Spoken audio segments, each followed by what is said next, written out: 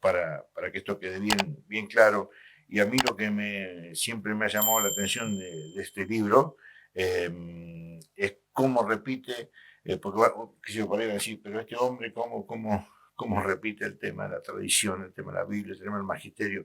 Es que no es que lo repito yo, es impresionante la cantidad de veces que, que el mismo catecismo explica, o sea, ya se veía venir en esta época, ¿no es cierto?, que se estaba mezclando algunas cuestiones que no se estaban entendiendo y evidentemente esto la Iglesia lo ha captado, por eso que lo explica tan profundamente en la introducción y luego vamos a ver que en la primera sección del catecismo también va a profundizar en el tema de la Iglesia, va a profundizar en el tema de la tradición, de la escritura, etcétera, etcétera. Pero bueno, ya llegaremos ahí en su oportunidad. Hoy vamos a ver lo que dice en esta partecita, donde va a hablar de cómo está distribuida la materia del texto, que es muy importante porque por ahí cuando agarras el texto en general así, lo ves, decís, uy, pero qué libro difícil de entender, qué complicado. Y no es tan complicado desde el punto de vista que siempre un libro así, de este tamaño, es importante separarlo, ¿no? Y la Iglesia lo ha separado en 4 partes, que ahora lo vamos a leer, ¿sí? Y ahí el libro ya toma un poquito más de sentido, más cuando vemos dónde se desarrollan estas 4 partes en la liturgia, etcétera, etcétera. Así que bueno, vamos a leer un poquito sobre la distribución de la materia. Dice que un catecismo, dice, debe presentar fiel y orgánicamente la enseñanza, escuchen, de la Sagrada Escritura, de la tradición viva de la Iglesia y del magisterio auténtico, así como la herencia espiritual de los padres, de los santos y santas de la Iglesia,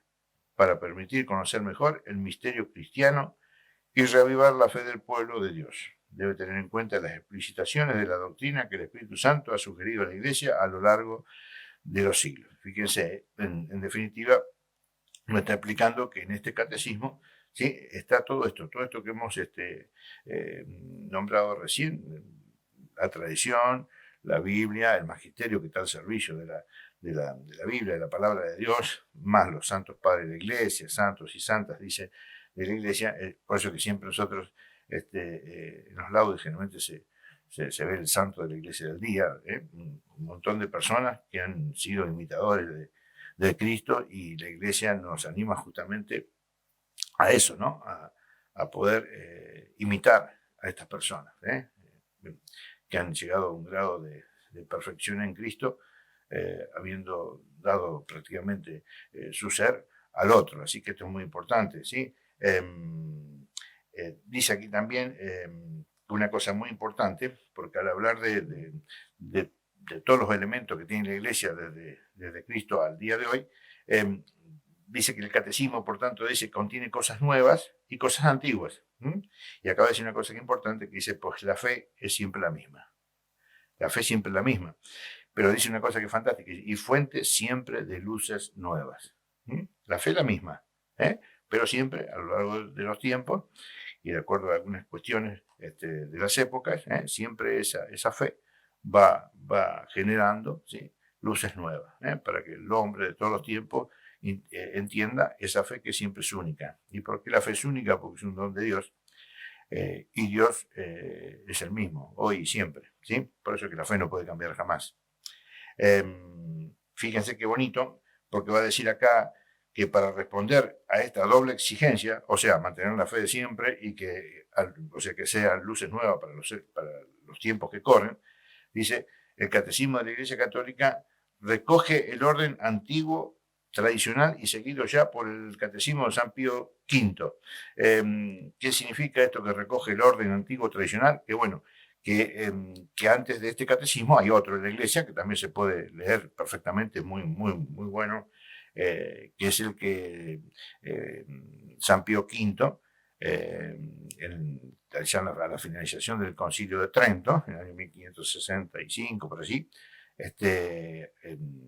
hace un catecismo, es diferente a este, pero en el fondo es lo mismo, ¿sí? Este por ahí es más desarrollado, donde fija este catecismo, lo divide en 4 partes. ¿Y por qué dice que recoge el orden tradicional, porque justamente este catecismo recoge el orden que San Pío V le había dado al catecismo de Trento. Entonces, utiliza las 4 partes, que ahora se las voy a leer, que son, dice, que lo divide en 4 partes. Por ejemplo, el primero es el credo, ¿sí? Que ya vamos a llegar a él. La Sagrada Liturgia, con los sacramentos, en primer plano. El obrar cristiano, expuesto a partir de los mandamientos, y finalmente la oración cristiana. Entonces tenemos en la primera parte el credo, la segunda los sacramentos, ¿sí? La tercera el obrar cristiano y la cuarta la oración cristiana. O sea que la misma forma que tenía aquel catecismo la tiene este. Siempre es bueno tener ese catecismo. El catecismo, por ejemplo, de Trento, un catecismo muy, muy dogmático, por una cuestión de que en aquel momento se estaba viviendo el cisma de Lutero, en la Iglesia Católica. Había un desarrollo protestante importante, entonces la Iglesia, para conservar justamente esta fe de siempre, como decía hoy, escribe este catecismo para la orientación del católico, ¿sí? Bueno, y aquí va a tratar del catecismo, nos va a explicar cómo estas 4 cosas funcionan, porque no son cosas separadas a la vez. El credo no es una cosita que va para allá, los mandamientos, los sacramentos, no, es toda una cosa que tiene que funcionar en la vida del católico, del cristiano católico. ¿Y cómo funciona? Bueno, ahora lo va a explicar un poquito, que el catecismo, después lo vamos a orientar un poquito, que dice que las 4 partes, dice, se articulan entre sí. El misterio cristiano, dice, es el objeto de la fe, que es la primera parte, ¿sí? Es celebrado, escuchen, es celebrado y comunicado en las acciones litúrgicas. En todo lo que es acciones litúrgicas es celebrado y comunicado esa fe. Y está presente para iluminar, dice, y sostener a los hijos de Dios en su obrar. Y es el fundamento de nuestra oración, cuya expresión privilegiada es el Padre Nuestro. Fíjense cómo prácticamente la fe, ¿sí? La fe que se profesa, que se cree, luego se vive en la liturgia, ¿sí? Donde nos acercamos a Dios a través de los sacramentos, la Eucaristía, por ejemplo, ¿sí? Y luego, ¿qué pasa? A partir de allí, esa liturgia nos lleva a un obrar conforme a lo que Dios quiere de nosotros, ¿sí? ¿Y cómo se logra eso? A través de la gracia que te dan los sacramentos, pero luego a través de la oración. Fíjense cómo todo va cerrando, ¿no es cierto? Luego va a decir acá que la liturgia, dice, es por sí misma oración. La confesión de la fe tiene su justo lugar en la celebración del culto. Ustedes ven que siempre, entre la liturgia y la palabra y la liturgia eucarística, siempre profesamos el credo, ¿sí? Bueno, esto es una cosa importante que se me viene, ¿no? Porque, bueno, nosotros hacemos un poco de apologética y estas preguntas me llegan siempre, ¿no? ¿Y por qué te dicen, por qué nosotros, católicos, ¿no? ¿Por qué nosotros no profesamos, no rezamos el credo? Porque los protestantes nos dicen que nosotros tenemos que confesar a Jesucristo como nuestro único Salvador y Señor. Y yo les digo, pero ¿cómo puede ser eso si nosotros todos los días en la misa profesamos el credo? Miren qué cosa tan sencilla, y hay veces que hay muchos católicos que no lo saben. Lo cierto es que nosotros siempre profesamos el credo en la acción litúrgica, en la Eucaristía.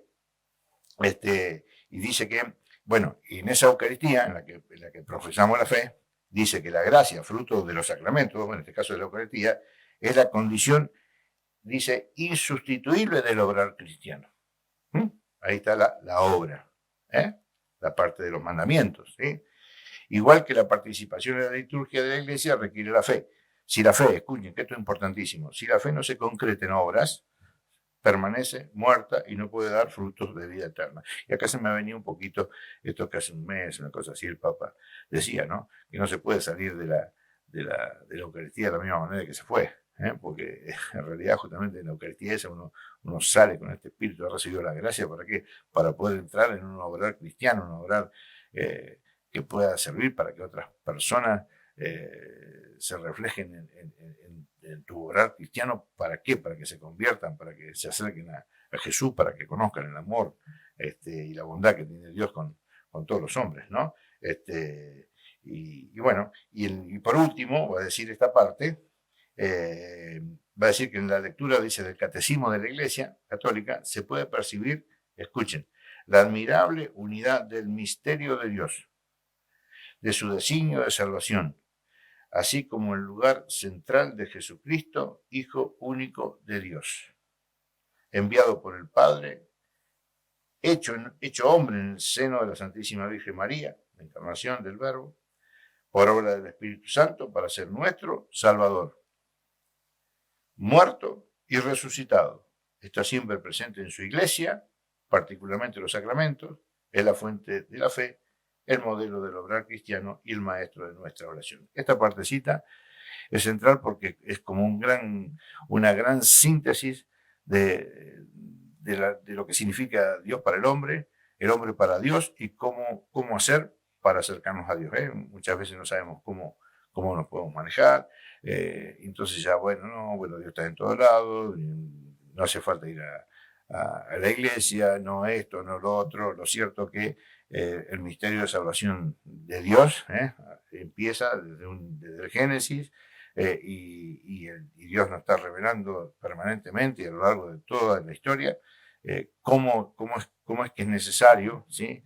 La fe, cómo que es necesario la liturgia, y para eso es necesario la iglesia, y cómo es necesario para acercarse a Dios de la gracia que te proveen los sacramentos. Y eso es lo que hace que vos tengas un obrar cristiano, y te lleva a la oración, que es este diálogo permanente que deberíamos tener, ¿sí? Con Dios en forma constante, ¿sí? Para que Dios vaya alimentando nuestra vida, sosteniéndonos y permitiéndonos llegar a aquellos que también necesitan de Dios, como todo hombre lo necesita. Carlos, nos están siguiendo y felicitando por el programa, por supuesto, y dice que están siguiendo el programa con el catecismo en mano. Si pudieras nombrar o decir el número de la página. El número de la página. Claro. Después va a ser más fácil seguirlo. ¿Por qué? Porque ahora estamos en la introducción. Entonces después ya vienen numerales, que es más fácil por seguirlo. Pero la página, estamos recién en la página número 8. En la página número 8, un saludo a esta gente que ha compartido. Y ya que están con el catecismo, ahora vamos a entrar en un tema que es central, ¿sí? Recién vimos en la distribución de la materia, cómo está distribuido el catecismo, ¿sí? Y ahora vamos a ver una cosa que es central, ¿sí? Porque a mí me da realmente pena por ahí el hecho de que se utilice tan poco, porque se utiliza la nada misma, el pobre catecismo, ¿no? Y tan rico que es. Ya que estamos con la Biblia por ahí, con el catecismo, vamos a ver el valor doctrinal del texto. Esto es fundamental, ¿sí?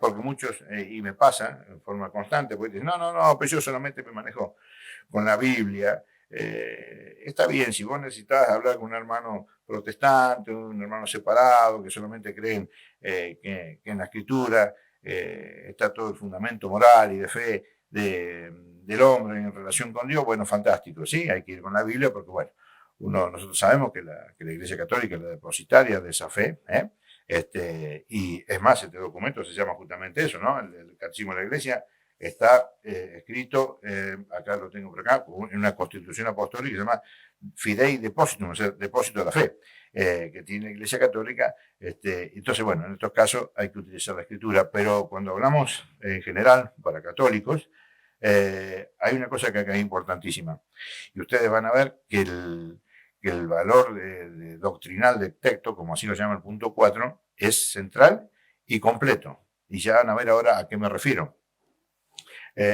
¿Por qué? Porque para entender justamente el misterio de salvación de Dios, hay veces que es necesario, ¿sí? Poder tener a mano un instrumento como el catecismo que nos va a traspolar, nos va a llevar por ejemplo, a algún texto del magisterio de la Iglesia, nos va a llevar a un texto de los padres de la Iglesia, lo nombra muchísimo a San Agustín, a Santo Tomás de Aquino y a otros más. Nos va a llevar a la Escritura y nos va a llevar un montón de constituciones, de cartas, encíclicas, etcétera, etcétera, sobre todo y especialmente después del Concilio Vaticano II, porque este libro, si bien la fe la misma de siempre, está hecho en función de mostrar que no ha cambiado nada en cuestiones de fe y de moral.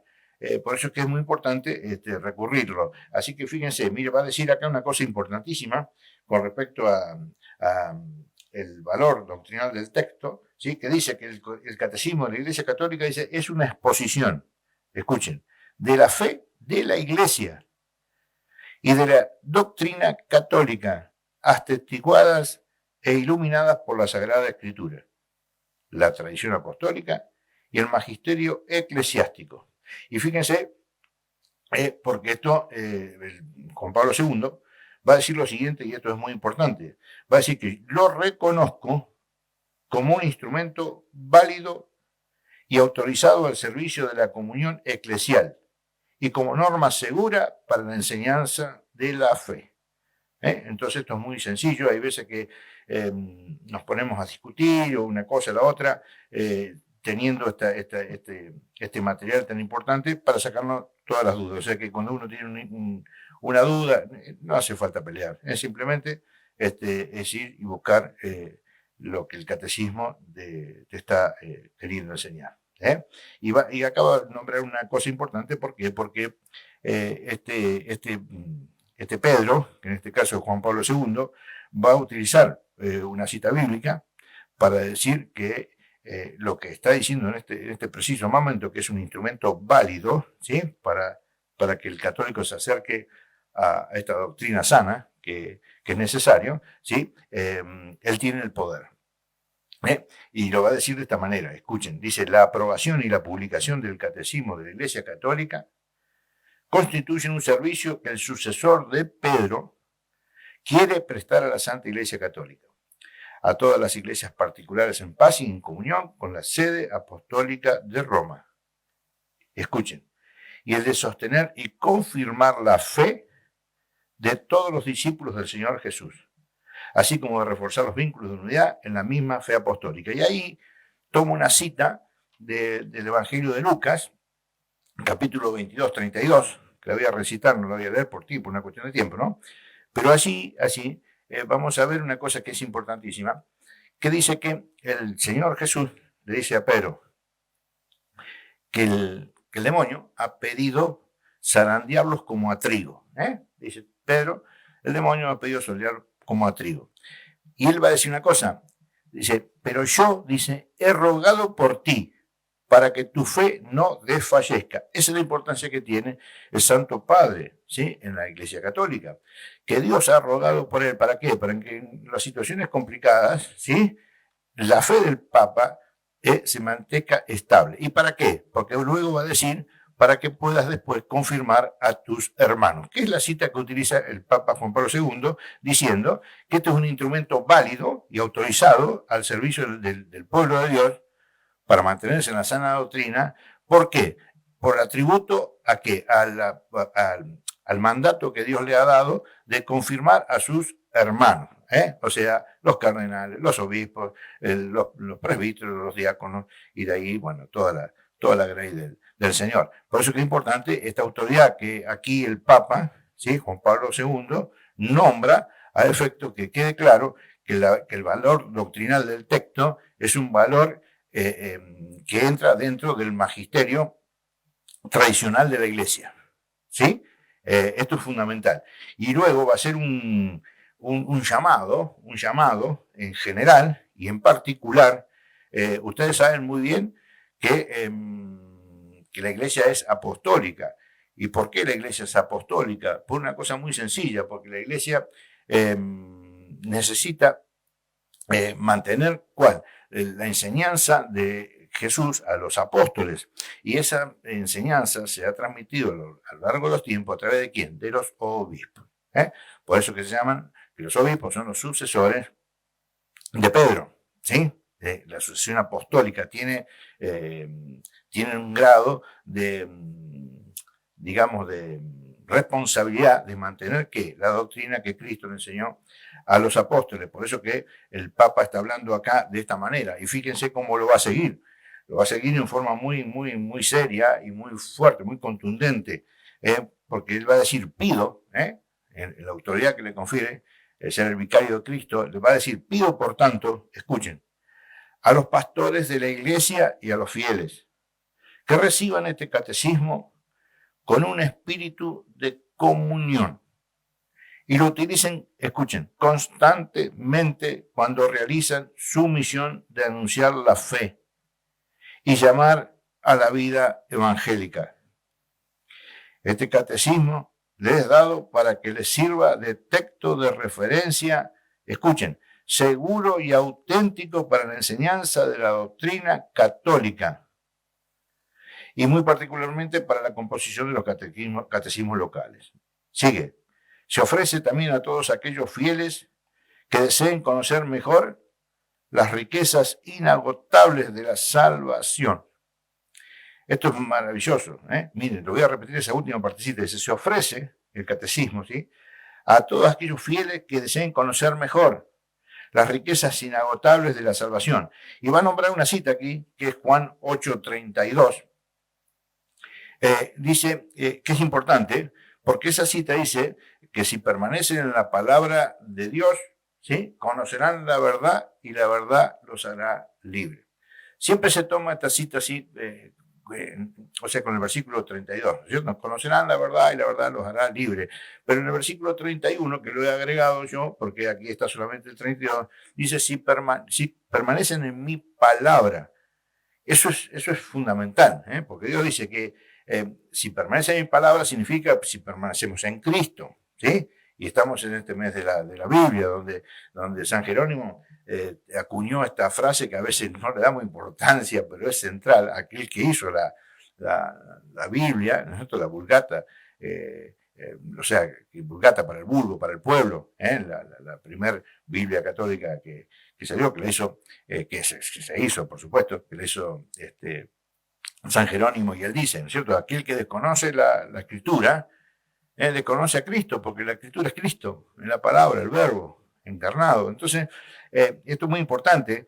¿Por qué? Porque aquel que permanece en la palabra, no el que se desvía, sino el que permanece en la palabra de Dios, ese conocerá la verdad y la verdad lo hará libre.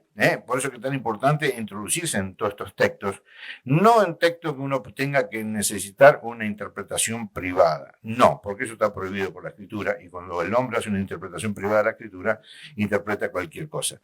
Por eso que estos libros están todos inspirados, porque por el Espíritu Santo, por más que lo hayan llevado adelante personas, al mismo tenor que la Biblia, que inspiró a personas para que escriban la Biblia. Esto también está inspirado. ¿Sí? Ya lo hemos leído al principio, ¿sí? Y con la autoridad que le confiere ser el vicario de Cristo, Juan Pablo II nos pone a disposición esta obra que es maravillosa. Y fíjense qué importante, porque a mí me ha llamado poderosamente la atención, porque uno generalmente los libros, por ahí siempre pasás el prólogo, esas cosas, no te vas directamente al grano, pero ahí, siéndote al grano, a veces te perdís cosas maravillosas. Y yo encontré, estudiando un poquito esto, algo fantástico, porque bueno, nosotros hacemos varias cosas. Una de ellas es la parte de la apologética, para poder tener la capacidad de hablar con los hermanos protestantes, hermanos separados de la iglesia, ¿sí?, con el ánimo siempre de que regresen a la fuente, ¿no?, que es la Iglesia Católica, y ver cómo este texto, Juan Pablo II, lo prepara justamente también para que cumpla esta función de apologética, esta función de poder llegar a los hermanos que se han alejado. Y miren qué bonito que lo dice, porque va a hablar sobre el ecumenismo. Y dice que quiere proporcionar, dice, un punto de apoyo, es una referencia a los esfuerzos ecuménicos, animados por el santo deseo de la unidad de todos los cristianos. Dice, mostrando con exactitud el contenido y la coherencia armoniosa de la fe católica. Esto es central, este contenido y la coherencia armoniosa de la fe católica. ¿Por qué? Porque cuando la fe es atacada, tiene que tener una respuesta clara y concisa sobre ese punto. Por eso que dice que la fe de la Iglesia Católica es concisa, es armoniosa, no hay error. En la doctrina católica no se encuentra error. ¿Por qué? Porque la Iglesia tiene el depósito de la fe por completo. Nosotros podemos equivocarnos, podemos discutir cosas que no tienen absolutamente nada que ver, pero cuando vamos a la esencia de la Iglesia, lo que dice realmente la Iglesia, no aquel, el otro, la esencia del contenido de fe de la Iglesia, vamos a darnos cuenta justamente que esta fe es armoniosa porque no tiene error. Los errores los tenemos las personas, los hombres. ¿Sí? Y mire lo que va a decir.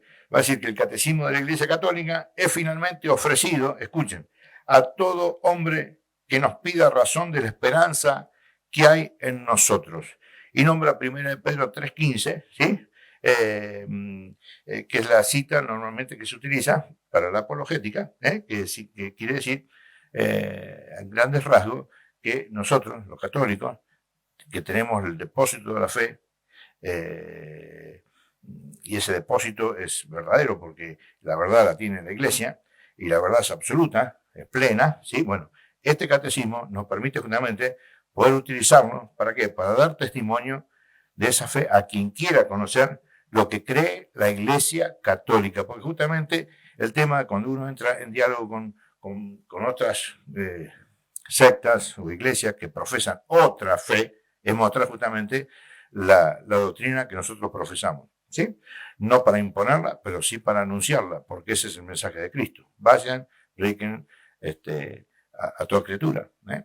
Así que bueno, eso un poquito con respecto a este valor doctrinal que tiene el texto con respecto a lo que nos está comentando el padre Juan Pablo II. Después, bueno, viene la conclusión que, bueno, lo pueden leer ustedes, es una conclusión cortita de todo esto que estamos viendo.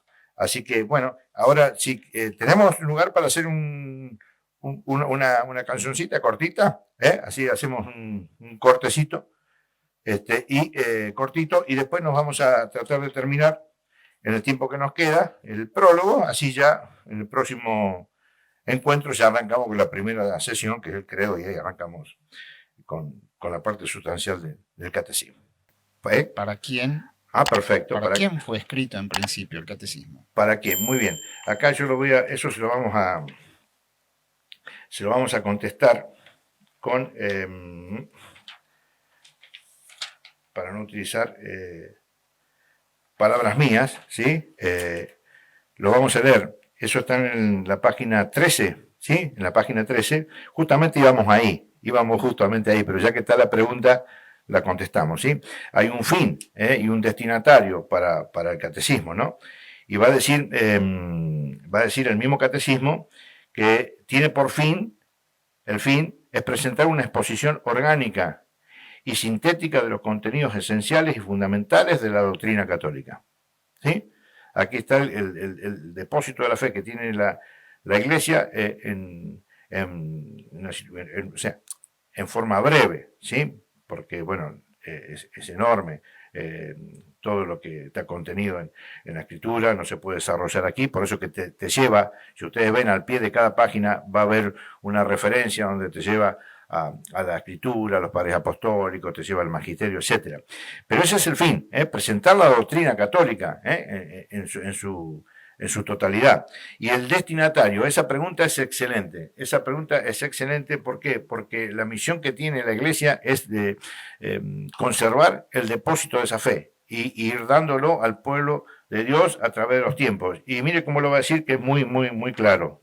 Va a decir, el presente catecismo, escuchen, porque parece que porque el Papa es Papa y es un obispo, y el obispo de Roma es para que los burros de abajo aprendan. No dice eso el catecismo. El catecismo dice que está destinado, escuchen, principalmente a los responsables de las catequesis. Escuchen, en primer lugar, obispos.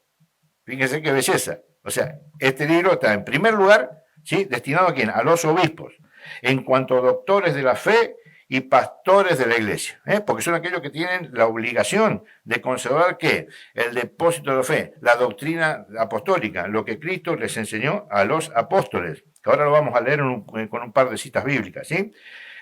Miren, les es ofrecido como instrumento en la realización de su tarea de enseñar al pueblo de Dios. Y escuchen, a través de los obispos se dirige a los redactores de catecismos, y escuchen que esto es central, escuchen, a los sacerdotes, a los catequistas. Será también de útil lectura para todos los demás fieles cristianos. O sea que el catecismo es para todo el pueblo de Dios completo, empezando principalmente por los obispos, luego por los sacerdotes, luego por los catequistas y luego para el pueblo de Dios. O sea que es una obra que está destinada a la iglesia toda. Así que bueno, creo que con eso la pregunta queda más o menos explicada. Cualquier otra duda, consulta, la hacemos y tratamos de explicarla. A mí me gusta siempre explicar con argumentos, no míos, sino con los argumentos que la Iglesia tiene para responder cada pregunta. Por eso que en vez de explicarla por mis propios medios, me gustó ir y leerlo justamente en la página 13, donde explica esto, e inclusive si se fijan, esto que acabamos de leer fue dicho por Juan Pablo II en el Sínodo de los Obispos del año 1985, en la relación final 2, punto 4. Así que ahí tenemos toda la información como corresponde. Bueno, vamos a aprovechar estos 20 minutitos que nos quedan, ¿sí? ¿Para qué? Para leer un poquito lo que es el prólogo de este catecismo, donde el fundamento es que el hombre pueda llegar a conocer y amar a Dios, ¿sí? Por eso que el catecismo va a poner el prólogo, lo va a centrar en 3 citas bíblicas, ¿sí? Que son importantes. ¿Por qué? Porque ustedes van a ver que hay definiciones que son contundentes, ¿sí? Y nosotros tenemos que entender hacia dónde nuestra madre y maestra, que es la Iglesia, nos quiere llevar a la profundidad del conocimiento de Dios. Fíjense que en el prólogo va a usar 3 citas bíblicas. Va a usar a Juan 17:3, va a usar a 1 Timoteo 2:4 y va a utilizar a Hechos de los Apóstoles 4:2. Y ahora los vamos a leer un poquitito para que ustedes vean cuál es el ánimo que tiene el Papa, la Iglesia, para que nosotros podamos entrar en el conocimiento de Dios y el por qué. Fíjense que primero nos va a explicar qué es la vida eterna, después nos va a decir cuál es el deseo que tiene Dios, ¿sí? Y luego nos va a decir cómo lograr ese deseo que Dios quiere.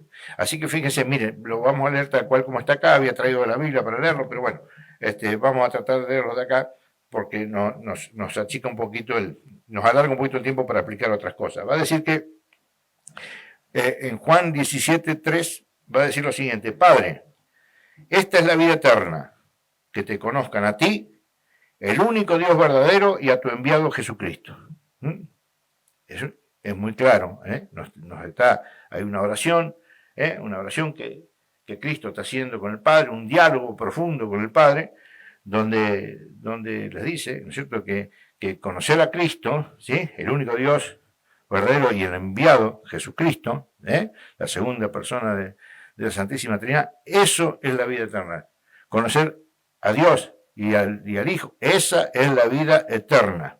Miren, luego va a continuar con otra cita, que es 1 Timoteo 2:4, que va a decir que Dios, nuestro Salvador, ¿sí?, afirma un poquito la cita anterior, nuestro Salvador, Dios, dice, quiere que todos los hombres se salven y lleguen al conocimiento pleno de la verdad. O sea que la salvación, ¿dónde está? Es justamente en llegar al conocimiento de la verdad. ¿Y quién es la verdad? Cristo, Dios. Y fíjense cómo en la última cita va a decir lo siguiente, y esta cita es categórica, dice que no hay bajo el cielo otro nombre dado a los hombres por el que nosotros debamos salvarnos, sino el nombre de Jesús. Esto está en Hechos de los Apóstoles 4, versículo 12. O sea que no hay salvación fuera de Jesucristo. Por eso hay que tener mucho cuidado. Yo no me voy a poner ahora porque estamos con otro tema de hablar de un par de herejías modernas, del indiferentismo religioso, etcétera, etcétera, donde todo el mundo se salva, etcétera. No, pues no es el momento, ¿sí? Pero sí les voy a recalcar esto para que lo vayan analizando. Porque en Hechos de los Apóstoles 4:12, léanlo, vayan a la Escritura, léanla y se van a dar cuenta que esto es muy importante, porque no hay salvación fuera de Jesucristo. Dice, no hay bajo el cielo otro nombre dado a los hombres por el que nosotros debamos salvarnos, sino el nombre de Jesús. Entonces esto es muy importante. Y vamos a ver en este prólogo, en este tiempito que nos queda, cómo Dios ha dispuesto que el hombre pueda conocer la vida eterna en esta iglesia peregrina, así como conociendo al Padre, conociendo al Hijo. Y para qué está hecho este instrumento, el catecismo, para que podamos llegar a qué, a la verdad plena, que es Cristo, y entender realmente así que es este Cristo el que nos salva, ¿sí? Por eso que la iglesia tiene algo que es innegociable, y hoy parece ser que está ante el juicio, el hecho de anunciar el Evangelio, porque aquel que tiene celo apostólico, aquel que sabe y entiende y lo siente y lo ha vivido, a Cristo, el amor de Dios, inagotable, porque a Dios porque es pura bondad, es acto puro, es un acto puro de bondad, un acto puro de misericordia, exactamente, y en ese acto puro de misericordia el Señor nos va mostrando cuál es el camino, y cuando lo encontramos tenemos que ser portadores de ese camino a otros que no lo conocen. Por eso que es central esto de que vamos a leer ahora, porque fíjense que dice algo importante. Estamos en el prólogo, ¿sí? Sería, para los que están escuchando por ahí, sería la hoja, la página 11, ¿sí? Va a decir que Dios dice, infinitamente perfecto y bienaventurado en sí mismo, en un designio de pura bondad, escuchen, ha creado libremente al hombre para que tenga parte en su vida bienaventurada. Fíjese que dice que ha creado libremente al hombre, ¿sí? Luego dice, convoca a todos los hombres que el pecado dispersó. El pecado de Adán, el pecado original. Dice, convoca a todos los hombres que el pecado dispersó a la unidad de su familia. Y escuchen qué importante es esto, la iglesia. Convoca a todos los hombres que el pecado dispersó a la unidad de su familia, la iglesia. Escuchen, lo hace mediante su Hijo, que envió como Redentor y Salvador al llegar la plenitud de los tiempos. Eso lo pueden leer, está en Gálatas, no está acá en la referencia al pie, se los digo yo, en Gálatas 4:4. Llegaba la plenitud de los tiempos, Dios envió a su Hijo para que naciera de mujer, María, para hacernos a nosotros, ¿qué? Hijos adoptivos de Dios.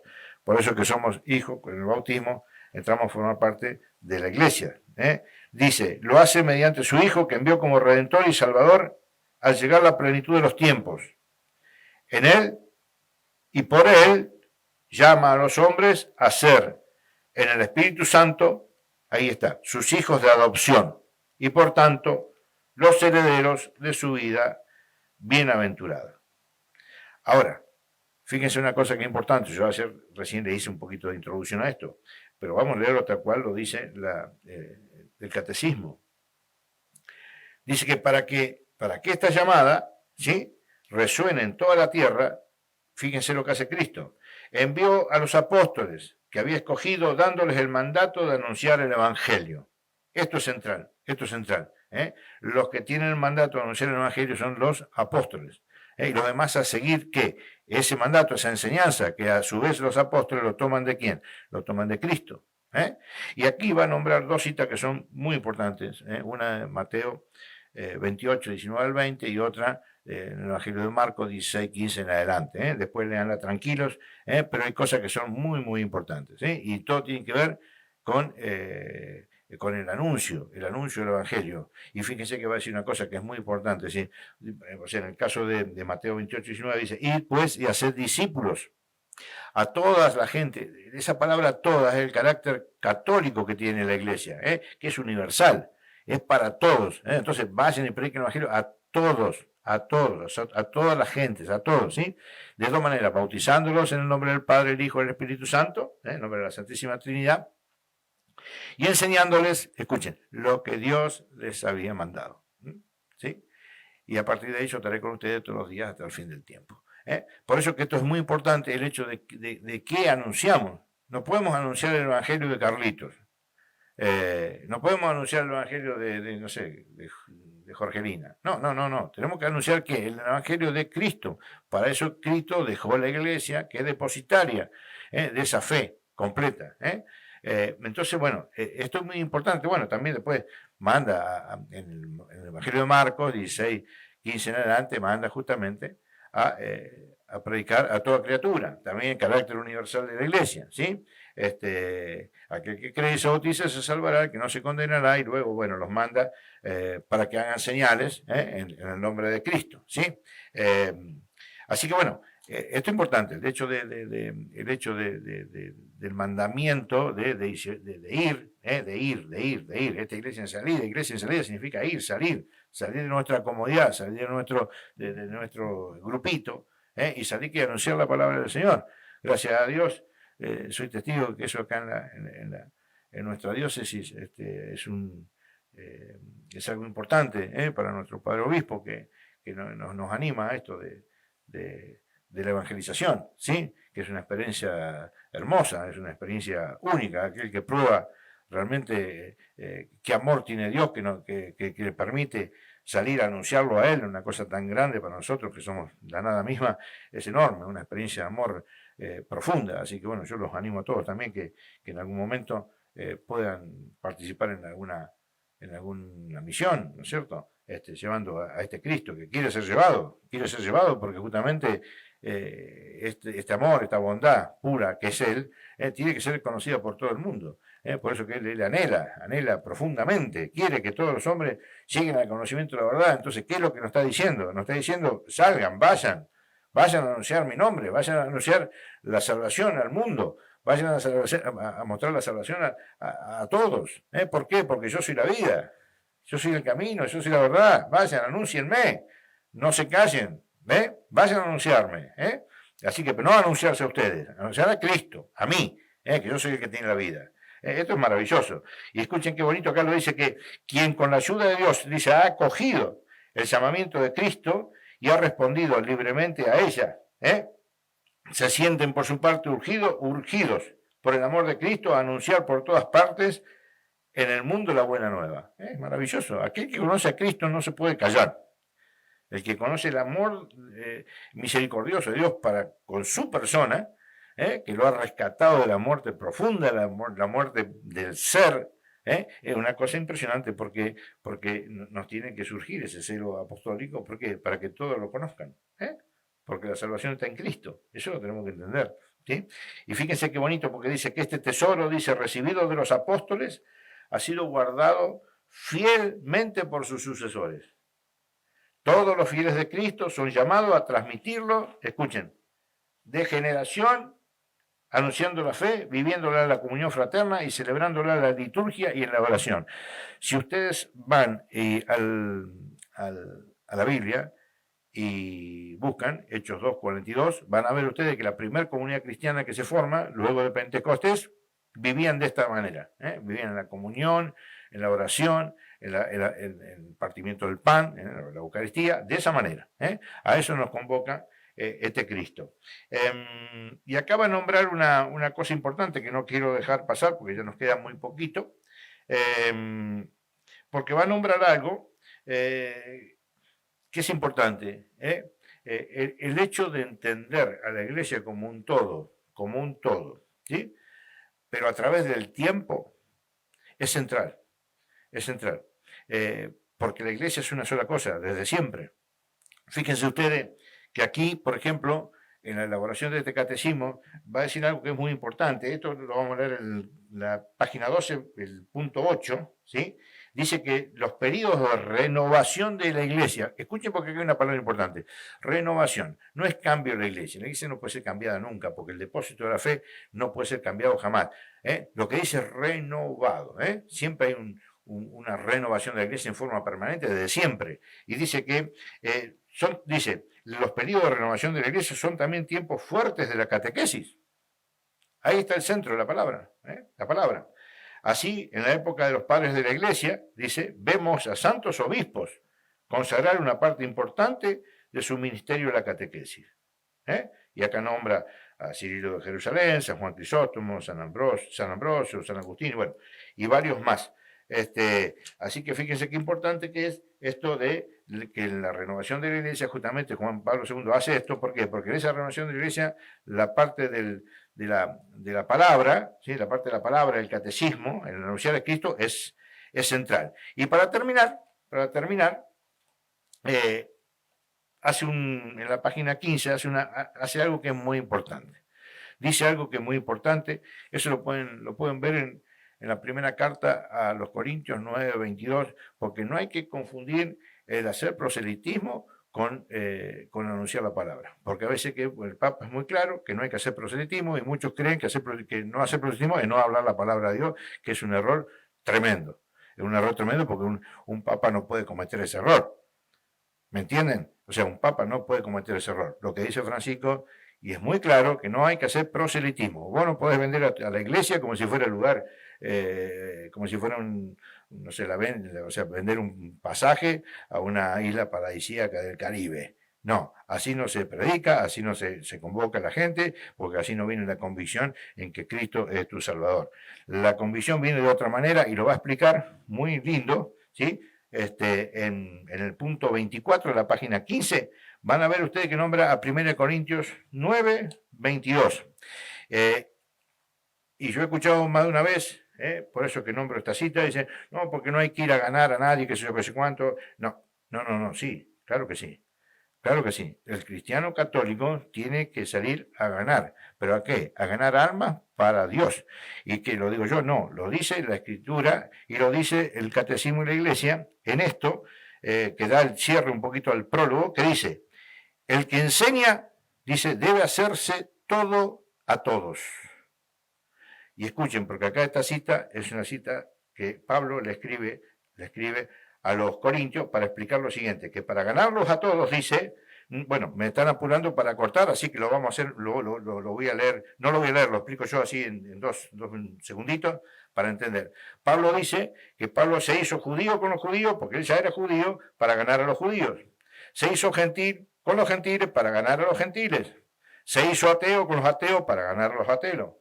Se hizo débil con los débiles para ganar a los débiles. Por eso que es importante conocer la palabra para poder llevarla en su medida a cada cual, como sea la forma que se aplique y sea la mejor forma para que esa persona pueda llegar al conocimiento de la verdad, que es Cristo. Y bueno, y dicho esto, ya estamos terminando. Solamente dos cositas. Invitarlos a escuchar también un programa que tenemos en Estudio 1, Conociendo Nuestra Fe. Este miércoles, bueno, tenemos que continuar con un tema bastante delicado en estos tiempos de hoy, que es el sexto mandamiento de la ley, que lo estamos desarrollando. También invitarlos a participar de nuestro encuentro de formación católica, que tenemos los días sábados a las 15:30 aquí en Catedral. Y bueno, y si quieren hacer consultas, preguntas sobre esto, las pueden enviar. Ya saben el número, 299-522-1206 de Estudio 2, San Francisco de Sales, Obispado de Neuquén. Así que bueno, en el Señor, un abrazo enorme, y bueno, nos vemos en el próximo encuentro. Chau, chau.